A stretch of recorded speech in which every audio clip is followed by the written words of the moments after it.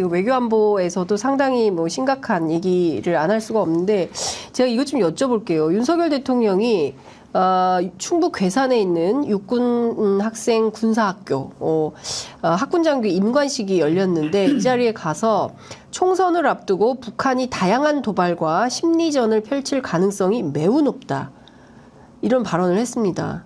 대통령이 무슨 일이 있어도 그런 일이 없도록 철통 안보를 통해서 국민들 불안하지 않도록 열심히 잘 하겠습니다라고 해야 되는데 그게 아니라 북한이 도발할 수 있고 심리전 펼칠 이런 얘기를 하면 국민들 접경 지역 주민들은 더 불안하시겠어요. 아니 그러니까 계속 불안감을 조장을 오히려 대통령이 하고 정부가 하고 대통령실이 하고 계속 이런 거예요. 그러니까 네. 지금 지난 2년 동안 안보 관련돼서도 그렇고 이념 관련돼서도 계속해서 극우적인 행태를 보이잖아요. 그리고 네. 심지어 장관도 극우적인 이 언사를 많이 하셨던 분들을 막 장관 자리에 앉히고 인사하는 것과 메시지가 단면적이에요. 한쪽만 바라보고 하는 거예요. 그러니까 이제 이게 대외적으로 다른 나라에서는 대통령의 발언을 어떻게 느껴지게 할까? 네. 그다음에 주식시장은 경제에 투자하고 있는 외국인들 투자자들은 어떻게 움직일까? 이런 것들이 종합적으로 고려되고 계산돼서 나오는 것이 아니라 네. 그냥 단면적으로 이 총선만 바라보고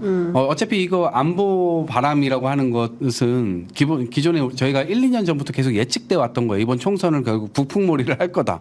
너무나 쉬운 예측이었어요. 근데 아니나 다를까 그냥 똑같이 이렇게 가고 있는 거예요. 그래서 이런 측면에서 대통령이 이렇게 한 나라를 이끌어 가시는 분이 이런 말씀을 하시는 건 대단히 부적절하다고 생각하고 이거를 결국 또 오히려 북한을 도발하게 되는 거 아닙니까? 거꾸로. 그러니까 이런 측면에서는 국민들께서도 이제는 이런 거에 이제 속지 않아요. 그냥 딱 지켜보고 계시고 이 부분에 대해서는 분명하게 또 역으로 심판을 하실 것이라고 생각합니다. 제가 이것 좀 여쭤볼게요. 전공의들 복귀 마지노선이 오늘이잖아요.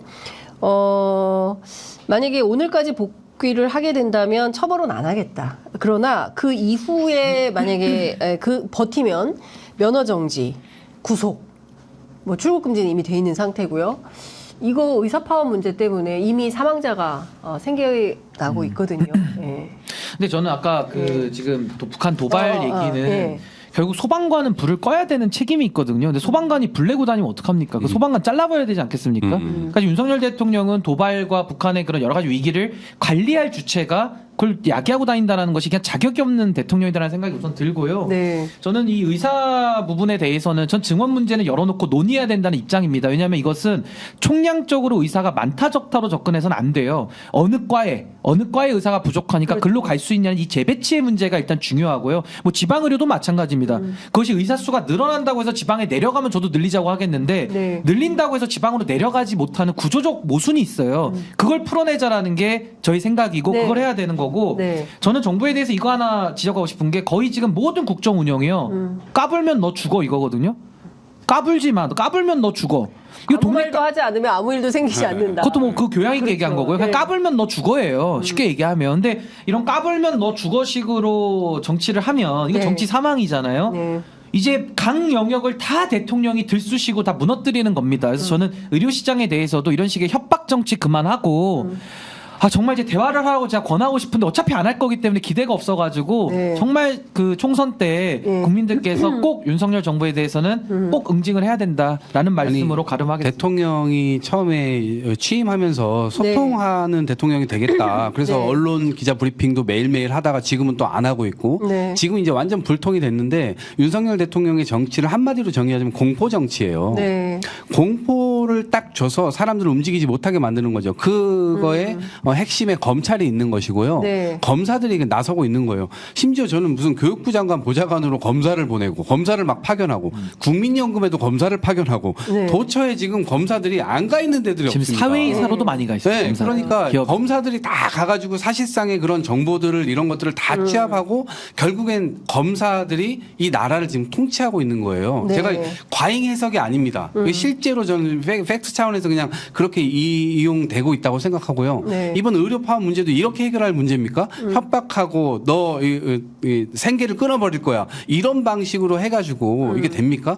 사실은 처음부터 접근부터 사실은 대화해 나가면서 이러한 지점에서 불가피성 의사들도 모르는 거 아니에요. 근데 당장 몇천 명 학생을 하려면 몇백 명의 교수가 필요할 텐데 그 교수는 어디서 충원을 할 거며 네. 그 실습 장비 이런 것들은 사람만 때려낸다고 옛날 콩나물 교실 다시 또 되돌아오는 것이거든요. 그 오전반 오후반도 나눠서 의대를 그 운영할 시절이 겁니까? 그리우신 것 같아요. 3부제로 운영하실 거예요? 제가 네. 콩나물 교실 출신이잖아요. 향수가 발동된다. 그러니까 이게 지금 현실적으로 이러한 지점들에 대해서 국민들에게 설득을 해야 되는데 저는 이것도 그냥 총선용이라고 보는 거예요. 그리고 또 하나는 2,000명을 늘리겠다라고 하면 학생만 사람들이 생각하는데 그게 아니라 수많은 학부모님들이 떠오르죠. 그렇죠. 의대를 주로 누가 갑니까? 대부분의 경향성이라는 게 있어요. 그래서 전문직, 교수 뭐 이런 분들의 어떤 자녀들이 다 이런 것들을 준비를 하고 있는데 사실상 이거를 준비하는 사람은 2,000명만 준비하는 게 아니라 수천 명이 될 거 아닙니까? 그럼 유권자층으로 보면은 정확하게 어딘가 지역을 타겟하거나 계층을 타겟하는 그런 정책이거든요. 선거운동이다. 선거운동인 거예요. 예. 그리고 선거 끝나고 보십시오. 이걸 추진할 것인지.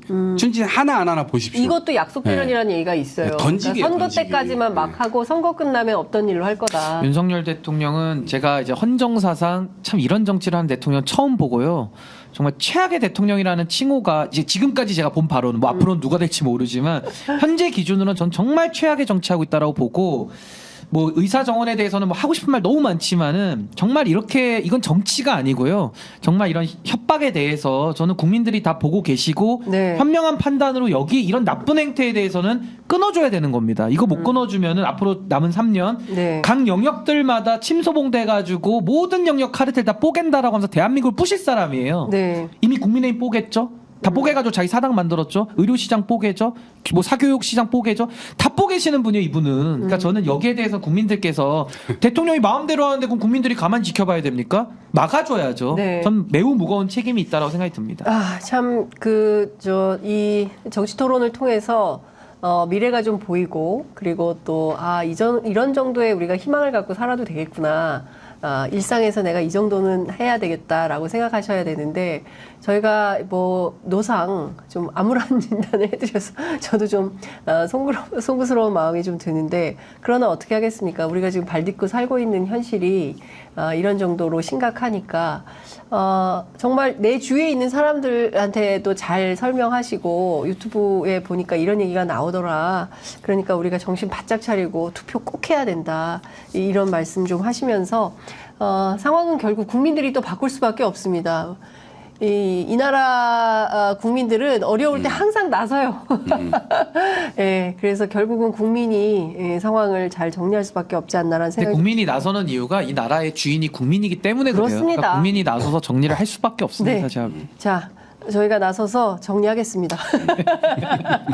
정치인들이 못하는 거 국민들이 할 수 없어요. 아유 우리가 힘들다 힘들어. 먹고 사는 것도 힘들고.